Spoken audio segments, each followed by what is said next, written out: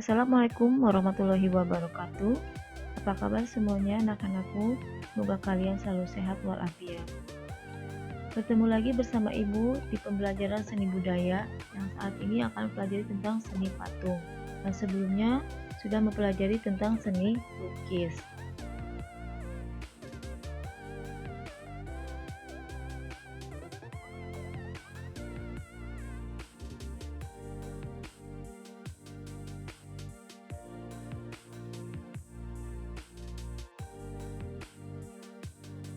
Patung adalah benda tiga dimensi karya manusia yang diakui secara khusus sebagai suatu karya seni. Bahan dalam berkarya seni patung terkadang menggunakan bahan yang keras dan seringkali mahal. Untuk itu, karya seni patung dapat bertahan selama mungkin. Pengertian patung itu sendiri, seni patung adalah cabang seni rupa tiga dimensi atau trimarta yang diciptakan menggunakan metode subtraktif atau mengurangi bahan, atau metode adaptif membentuk model. Patung identik dengan karya meniru bentuk atau bisa diartikan sebagai plastik art atau seni plastik.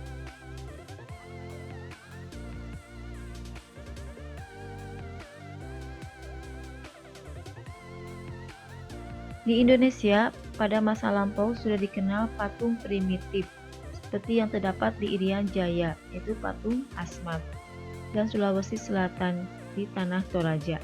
Pada masa Hindu-Buddha, patung klasik berkembang terutama di Jawa dan Bali. Karya patung primitif dan klasik secara tradisional berlangsung turun-temurun hingga sekarang. Berdasarkan tujuan pembuatannya, yaitu patung religi sebagai sarana untuk beribadah atau sebagai religius. Yang kedua, patung monumen dibuat sebagai peringatan peristiwa atau kejadian yang bersejarah atau jasa pahlawan besar dalam kelompok bangsa. Patung arsitektur, patung yang ikut aktif berfungsi dalam konstruksi bangunan. Patung dekorasi, patung untuk menghias bangunan atau memperindah lingkungan taman atau ruangan. Patung seni, karya seni yang murni untuk estetika yang hanya dinikmati keindahan bentuknya saja. Patung kerajinan, patung yang dibuat untuk konsumerisme.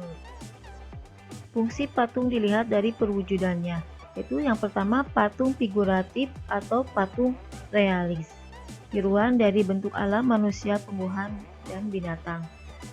Yang kedua, patung non figuratif, patung yang terlepas dari tiruan alam atau bersifat abstrak. Alat dan bahan. Yang pertama ada bahan lunak, bahan sedang, bahan keras, dan bahan cor. Bahan lunak.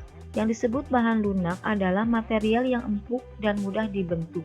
Misalnya tanah liat, lilin, sabun, plastisin, dan bahan yang mudah dibentuk lainnya. Bahan sedang. Yang disebut bahan sedang adalah bahan yang tidak lunak dan tidak keras. Misalnya kayu waru, kayu sengon, kayu randu, dan kayu mahoni. Bahan keras. Yang disebut bahan keras yaitu bahan pembuatannya keras dan membutuhkan alat dan tenaga yang besar. Contoh pada kayu, kayu jati, kayu senokeling, dan kayu ulin. Contoh pada batu-batuan, batu granit, batu andesit, batu padas, batu paulin, atau marmer. Bahan cor atau cetak. Bahan yang proses pembuatannya menggunakan cetakan. Contohnya semen, pasir, gipsum, logam, timah, perak, dan emas, atau dapat juga menggunakan bahan kimia seperti fiber atau resin. Alat dalam berkarya seni patung terdiri dari butir, meja putar, dan pahat. Alat-alat lain yang biasa digunakan dalam berkarya patung adalah palu, tang, sendok adukan, dan alat las karbit atau las listrik. Teknik membuat patung. Yang pertama itu ada teknik pahat, teknik butir, teknik cetak, dan teknik assembling atau merakit. Untuk kuis hari ini, jawablah pertanyaan gambar di bawah ini. Jika dilihat dari wujudnya, apa fungsi patung tersebut? Yang kedua, jawablah pertanyaan yang cepat. Jika dilihat dari wujudnya, apa fungsi patung tersebut? Tolong tulis di kolom komentar.